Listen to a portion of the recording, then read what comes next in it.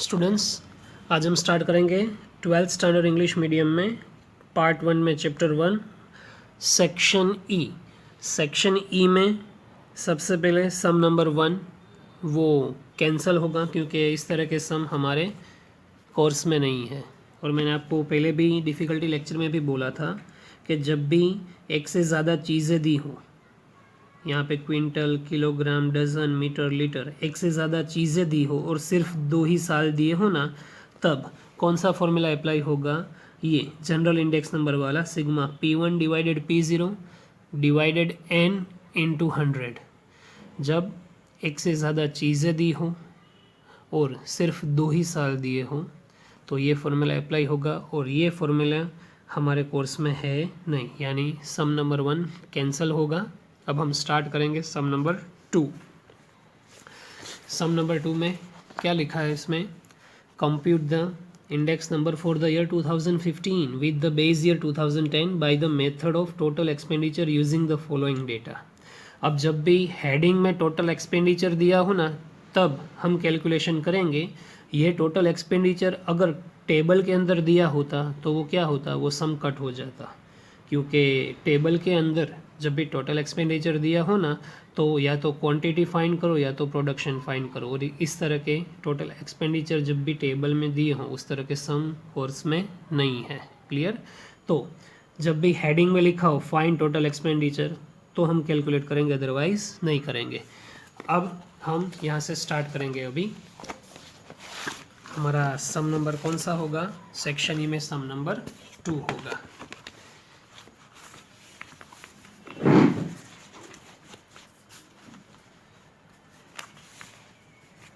Section E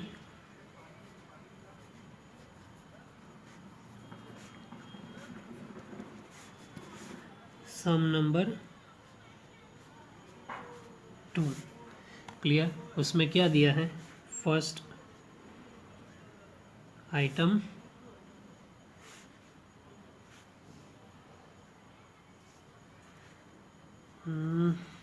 यहाँ पे नहीं लिखना, यहाँ से स्टार्ट करेंगे हम, क्योंकि आगे कैलकुलेशन भी करनी पड़ेगी ना। यहाँ पे आइटम, उसके बाद में प्राइस ऑफ ईयर 2010 यानी P0, प्राइस ऑफ ईयर 2015 और क्वांटिटी इन द ईयर 2010। तो P0 के बाद Q0 फिर P1। हमें ये ध्यान रखना है कि यही पैटर्न में जाना चाहिए, P0 Q0 P1। क्लियर? अब टोटल एक्सपेंडिचर मेथड है तो उसमें क्या होगा? Q0 दिया है तो लास्ट पेयर वाला फॉर्मूला होगा ये PQ फिर PQ, 2 टाइम्स लिखने के बाद 1000 लिखना है यहाँ पे, यानी 1000 P1 Q0 P0 Q0। Clear? It is a formula of last pair. अब यहाँ पे A B C D total, उसके बाद यहाँ पे होगा P0 10 30 40 20, फिर लास्ट में Q0 दिया है, वो हमें खास ध्यान रखना है, कहीं पे गलती से ये P1 के जो नंबर है वो Q0 में ना चले जाए।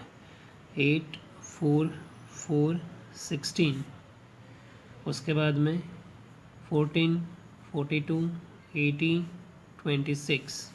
यहाँ पे sigma PQ is equal to sigma PQ is equal to लिखने के बाद 1000। क्लियर? और अब होगा P1 Q0 यानी P1 और Q0 इन दोनों का मल्टीप्लिकेशन, फिर इन दोनों का मल्टीप्लिकेशन। तो आंसर क्या होगा? 112 168 80 इंटू 4 320 416। इन सब का टोटल कितना होगा? 1016। आगे इन दोनों का मल्टीप्लिकेशन,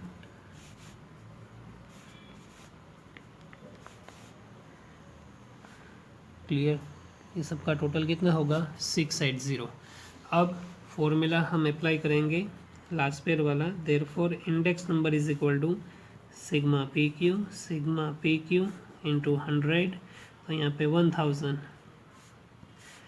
ये अपॉन ये 1016 डिवाइडेड 680 इंटू 100। क्लियर? तो आंसर क्या होगा? 149.41। इसमें इंटरप्रेट नहीं लिखा, यानी ये हमारा फाइनल आंसर, और इसके आगे कोई कैलकुलेशन करनी नहीं है। ये फिनिश हो गया। क्लियर। अब उसी की तरह फिर दूसरा, ये सम नंबर 2 कंप्लीट हुआ। अब sum number 3, compute the index number by the method of total expenditure for the year 2014 by taking the base year. Base year के आगे क्या लिखा है उसमें, 2013 यूजिंग द फॉलोइंग डेटा। तो उसमें भी इसी तरह से दिया है सब। तो सम नंबर 3 में क्या है,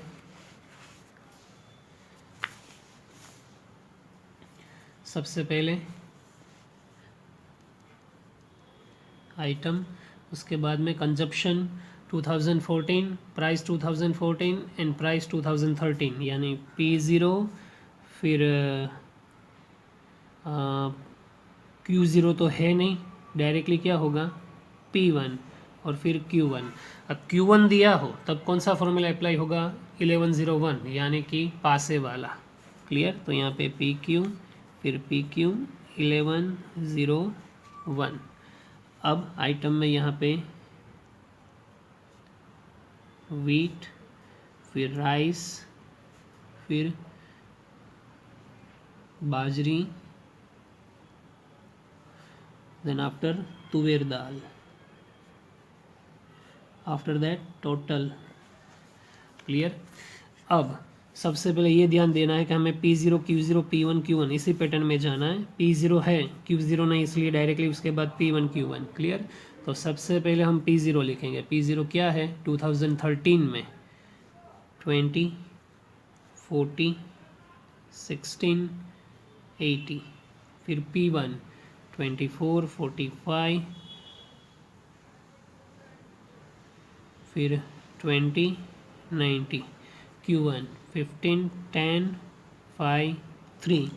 अब यहाँ पे सिग्मा PQ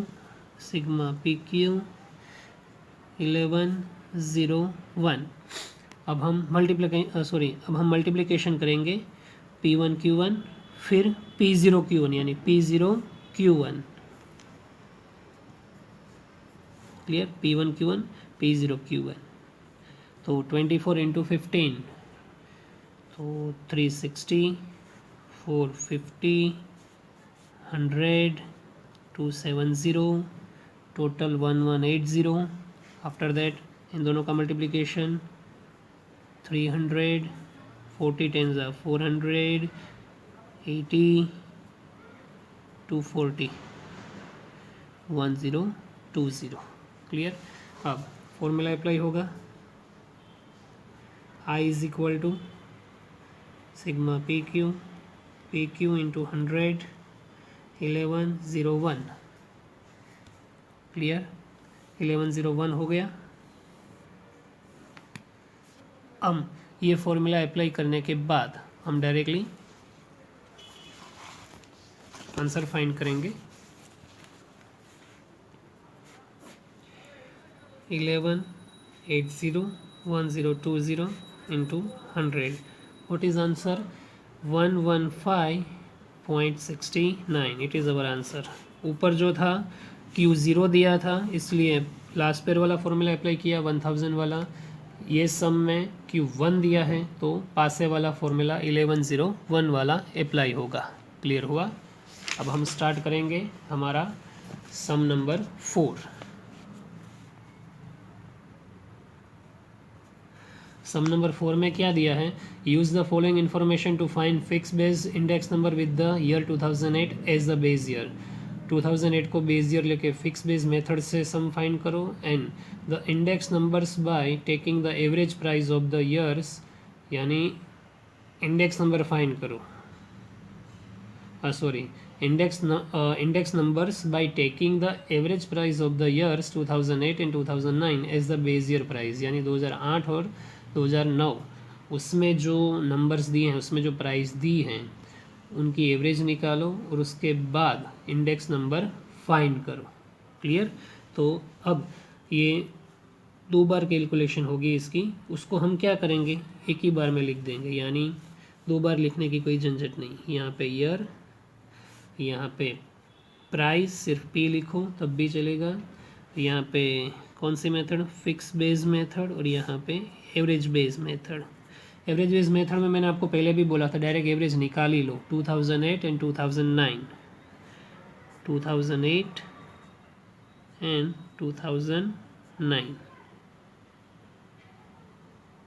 सॉरी यहाँ पे ये नहीं आएगा, यहाँ पे लिख देते हैं 2008 एंड 2009। क्लियर, इसकी एवरेज निकालेंगे हम। अब एवरेज में किस तरह से होगा, 2008 एंड 9, 2008 एंड 9 दोनों की एवरेज निकालेंगे। तो 2008 में प्राइस है 32 और 2009 में प्राइस है 38, इन दोनों का टोटल और डिवाइडेड 2, जो आंसर आया वो क्या होगा, फाइनली एवरेज होगी। तो 70 डिवाइडेड 2 यानी 35। अब सबके नीचे अपॉन में 35 लिखना है। क्लियर, यहाँ तक ये सब कुछ हो गया। ये कैलकुलेशन आपको दिखानी नहीं है, कंपलसरी याद रखना है कि कैलकुलेशन हमें दिखानी नहीं। हम क्या करेंगे, डायरेक्टली यहाँ पे fix base method, average base method लिख के डायरेक्टली वो कर देंगे। ये तो क्या आप सबको पता चले इसलिए। अब हम आगे बढ़ते हैं, ये आपको क्लियर हो चुका होगा। अब यहाँ पे लिखेंगे हम ईयर 2008, 2009, 10, 14 तक है।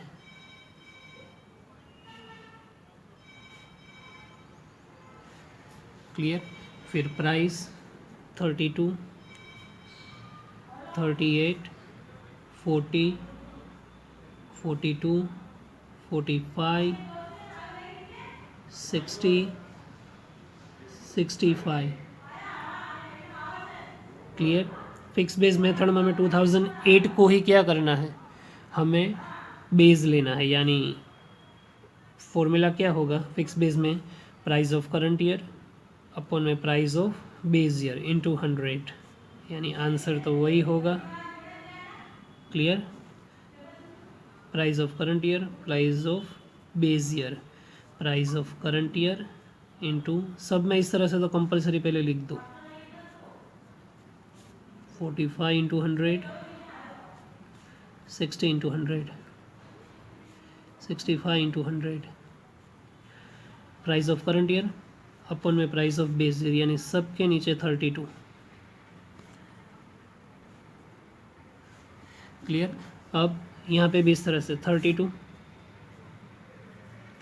इंटू 100, 38 इंटू 100, सब में इंटू कर ही देना है सबसे पहले, 40 into 100, 42 into 100, 45 into 100, 60 into 100, 65 into 100 upon में 35, सब में 35 होगा। एवरेज बेस मेथड है ना, इसलिए सब में यही होगा। अब हम क्या करेंगे, into divided, into divided. Clear, तो इसमें आंसर क्या होगा, 118.75, फिर 125, फिर 131.25, 140.63, 187.5, 203.13। ये आंसर फिक्स बेस मेथड के ख़त्म हुए। अब average base method, average base method में क्या होगा, इनटू डिवाइडेड, यानी फर्स्ट आंसर 91.43, क्लियर, 108.57, फिर 114.29, 120, 128.57, 171.43, 185.71। क्लियर, ये फिक्स बेस से फाइंड हो गया और ये एवरेज बेस मेथड से फाइंड हुआ सम। क्लियर, अब हम स्टार्ट करेंगे सम नंबर 5। सम नंबर 5,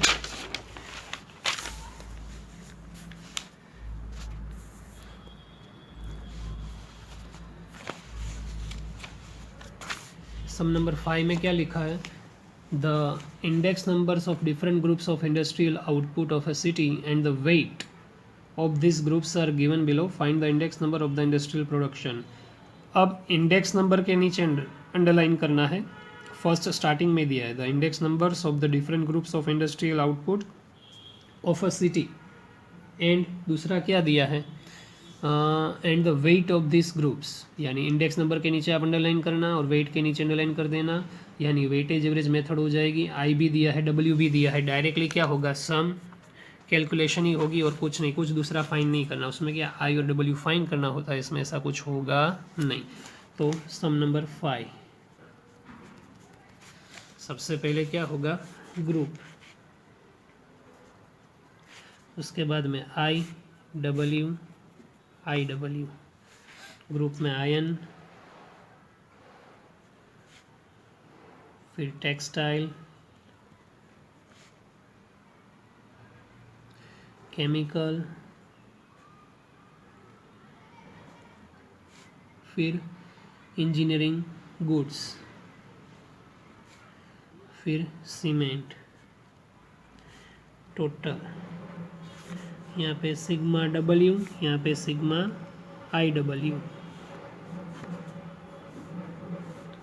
यहाँ पे फॉर्मूला अप्लाई होगा नीचे, हम बाद में देख लेंगे, ठीक है। सबसे पहले आई 390.22470.650.2, डब्ल्यू क्या है 30, 31, 18, 17, 4। अब टोटल क्या होगा इसका 100। आफ्टर दैट इन दोनों का मल्टीप्लिकेशन 11,706.0, 7675.6, आफ्टर दैट 9183.6, फिर 6856.1, फिर 2497.6, यानी आंसर क्या होगा 37918.9। क्लियर। अब formula I is equal to sigma I W 37918.9 divided 100, बोले तो आंसर कितना होगा 379.189। It is our answer 379.189। Clear. और यहाँ पे 2 डिजिट ही लेने हैं, यानी ये 9 है 5 से बिगर, यानी आप क्या लिखना है यहाँ पे 18 की जगह पे 19, 379.19। क्लियर। अब ये सम आपको क्लियर हो चुका होगा। इसके बाद में हम सम नंबर 6 स्टार्ट करेंगे। अभी सम नंबर 6 में क्वेश्चन किस तरह से दिया है,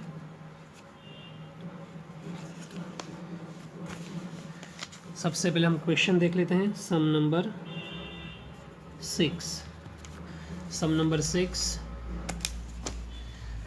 6 में the price of wheat increase by 70% and price of rice increased by 40%। तो यही हो गया। यहाँ पे ग्रुप, यहाँ पे आई, यहाँ पे डब्ल्यू और यहाँ पे आई डब्ल्यू। क्लियर। तो सबसे पहले हम क्या लिखेंगे, वीट, उसके बाद में प्राइस ऑफ राइस। तो the price of wheat increase by 70%, increase by 70%। मैंने बोला था जो भी इंक्रीज करना हो यानी प्लस करेंगे हम। इंक्रीज यानी क्या होगा, प्लस। तो वो किस में प्लस होगा, 100 में, यानी 70% दिया है तो इसको 70 समझ के 100 में प्लस कर लो, यानी 170। And price of rice increase by 40%, यानी ये 140 हो गया। In the year 2015, with respect to the year 2010, the price of बाजरी, यहाँ पे ये बाजरी डिक्रीज बाई 25%, यानी 100 में से 25% हम लेस करेंगे तो कितना होगा 75। The price of oil increase by 40%, तो वो 100 में प्लस कर देंगे 40 को, यानी 140। And the price of ghee decrease by 5%, तो डिक्रीज यानी माइनस करेंगे, तो किस में से 5%, 100 में से, तो 100 में से 5 माइनस होगा तो क्या होगा 95। क्लियर। अब इम्पोर्टेंस जो लिखा है ना वहाँ पे आप अंडरलाइन करना, जो इम्पोर्टेंस लिखा है इम्पोर्टेंस वहाँ पे अंडरलाइन करना। मैंने इससे पहले भी बोला था कि इम्पोर्टेंस यानी हमारा वेट होगा W। क्लियर। अब हम स्टार्ट करेंगे और इसमें खास ध्यान देना है क्योंकि इंक्रीज डिक्रीज वाला तो मैंने बहुत बार आपको समझाया है, वो आपको पता चल ही गया होगा, लेकिन ये खास ध्यान देना है क्योंकि इसमें थोड़ा कॉम्प्लिकेटेड है सब। तो स्टार्ट करते हैं अभी। If the importance of oil is 3 times, oil का इम्पोर्टेंस 3 टाइम्स है, लेकिन किससे, and of rice is double, oil का इम्पोर्टेंस 3 टाइम्स है और राइस डबल है किससे, that of ghee, that of ghee, ghee से राइस डबल है और ऑयल ट्रिपल है यानी 3 टाइम्स है। तो सपोज घी का इम्पोर्टेंस 1 ले लेते हैं हम। सपोज द वेटेज या तो importance of ghee is equal to 1, क्योंकि घी से है ना। फिर से if the importance of oil is 3 times and of rice is double that of ghee and the importance of each of wheat and bajri is double that of rice, find the price index number of the group of these 5 items and interpret it। अब interpret इसमें लिखा है लेकिन फिर से हम पुरानी line में जाएंगे। The importance of oil is 3 times and of rice is double that of ghee, ghee से rice double wheat triple. Clear. तो घी का तो वेटेज हमारे पास है नहीं, तो सपोज द वेटेज या तो importance of ghee is equal to 1। अब राइस डबल है यानी राइस 1 डबल यानी इंटू करो, 1 इंटू डबल यानी 2, यानी 1 इंटू 2 यानी 2, 3 टाइम्स यानी 1 इंटू 3 करो तो वो 3, तो वीट कितना हो जाएगा 3। क्लियर। अब सॉरी वीट नहीं, ऑयल है ना, ऑयल दिया है यानी यहाँ पे ये 3 टाइम्स होगा, ये नहीं होगा, वीट का तो बाकी है अभी। यानी घी को 1 एज्यूम किया, राइस डबल इंटू 2 करके डबल, और ऑयल ट्रिपल यानी 1 इंटू 3 करके ऑयल ट्रिपल हो गया। अब आगे, and the importance of each of wheat and bajri is double that of rice, importance of each of wheat and bajri, wheat and bajri दोनों का इम्पोर्टेंस डबल है, दैट ऑफ राइस, राइस से डबल, राइस से double यानी कि ये राइस 2 है उससे डबल यानी 2 इंटू 2, वीट का भी 4 बाजरी का भी 4। क्लियर हुआ, वीट का भी 4 बाजरी का भी 4। अब सिग्मा डब्ल्यू और सिग्मा आई डब्ल्यू यही फाइंड करना है। क्लियर हुआ ये। तो अब क्या होगा इसका टोटल, 4 + 2 6 + 2 सॉरी 4 + 2 6 + 4 10 + 3 13 + 1 14। अब इन दोनों का मल्टीप्लिकेशन, तो 6 8 0 2 8 0, फिर 300 420 95 1775। क्लियर। सिर्फ यही समझना है, बाकी ये तो पता है, ये भी पता है, सिर्फ यही पता करना है। क्लियर। बस अब डिवीज़न होगा, तो इंडेक्स नंबर बोले तो sigma I W upon sigma W, 1775 divided 14, answer कितना आया 126.79। क्लियर। अब देयरफॉर 100 से बिगर आंसर आया, इंटरप्रेट लिखा है यानी यहाँ पे क्या लिख लेंगे, इंक्रीज,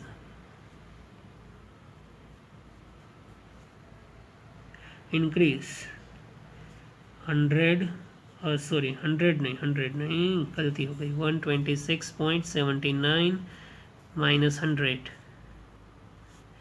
इज इक्वल टू क्या होगा 26.79%।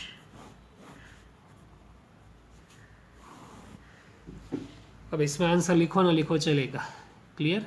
इसमें कंपलसरी हम आंसर लिखेंगे, ये हमारा आंसर हुआ और इंटरप्रेट लिखा है, इसलिए हम क्या करेंगे, 100 से बिगर आंसर आया तो increase is equal to 126.79 minus 100 यानी 26.79, ये हमारा फाइनल आंसर हो गया।